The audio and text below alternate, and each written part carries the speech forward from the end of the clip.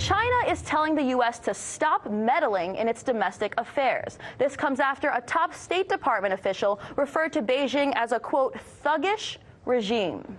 Here's exactly what that State Department spokeswoman said. I don't think that leaking an American diplomat's private information, pictures, names of their children, I don't think that that's a formal protest. That is what a thuggish regime would do. That's not how a responsible nation would behave. Now, this isn't uncommon. U.S. politicians and corporate-owned media often tell the public that their acts of war are motivated by a desire to protect people from evil regimes or brutal dictators. But guess what? The United States provides military assistance to over 70% of dictatorships on Earth. That's by the U.S.'s own qualifications of what constitutes a dictatorship. So if it's not the innate desire to counter dictatorial regimes or a fundamental love for democracy or freedom, what is behind all this anti-China rhetoric?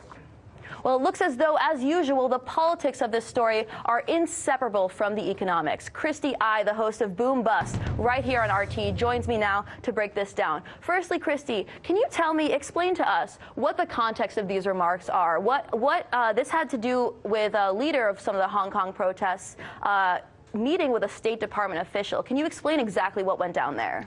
Absolutely. So what happened was that she called China what a thuggish regime, and I think it's important to point out that the media right now, they're using words like thuggish regimes, and they're demonizing the police forces and glorifying rioters. That is the language that the media has put out. So what we're seeing is a very one-sided report here, and what China is seeing and what China is pointing out is that these are rioters. They don't have any common cause. What they're protesting wasn't even what was actually put on the table. What was put on the table was a simple extradition bill. And currently, the protests have absolutely nothing to do with it. So therefore, China believes that this is the, quote, black hand of Western influence. And so what they're saying is that if you look at the mounting evidence, while it's impossible to actually prove anything, there is a lot of mounting evidence. Hong Kong used to be a listening hub for the CIA back in the day, and being so close to China, it does give the West an access to the East. And so there is that gateway, first of all, to be said. And then second of all, if you look at all the signs that the protesters are carrying,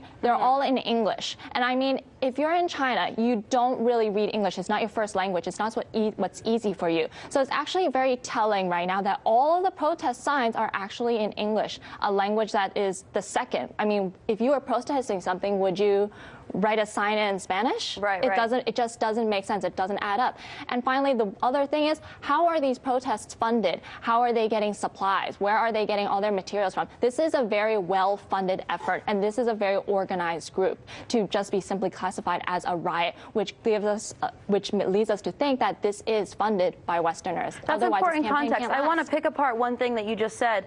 Just like China also alleges that some of these protests are actually funded by the West, do they have a leg to stand on with that claim? Absolutely. I mean, where else would that money come from? Because you can actually trace a lot of funding parties, and I think you were the one who actually broke the story on that, showing that a lot of the funding parties were, in fact, just a shell of what the CIA's motives were. So bring us into the big picture here. Tell us what's going on with the Chinese economy, big picture, as it compares to the U.S. economy. Is the U.S. struggling to maintain its dominance over the global markets? I think right now it's actually the most exciting part of the world right now, because literally China and U.S. are going tit for tat in the psychological sense in this huge game theory game. It's almost like multi-level chess, because we're waging a war on multiple fronts right now. What started off as a trade war has evolved into a currency war and to now a technology war, and which maybe is even like a hot war. thing. I mean, there's also the news that we may be deploying missiles into Asia. Is that true? Long-range missiles, yes. So U.S. is now trying to actually put long-range missiles on several islands surrounding Asia in order to exert more influence. They are concerned right now, is what they're saying, that China's influence is growing, spreading down to Australia, to Papua New Guinea, over to Taiwan and Hong Kong, Japan. They're also afraid of right now, China is funding Thailand right now. They're funding a lot of the smaller islands. So if China gains control of these small islands and these key regions, such as Sri Lanka, that is another disputed territory. China currently has a base there. U.S. also wants to put a base there. And the more military military bases are around Asia, the more control U.S. has over the West. So it's almost like they want to kind of quash this spread of China influence right now, similar to how they were trying to quash China's influence in the technology landscape by trying to slow down Huawei's. Right, that's important context.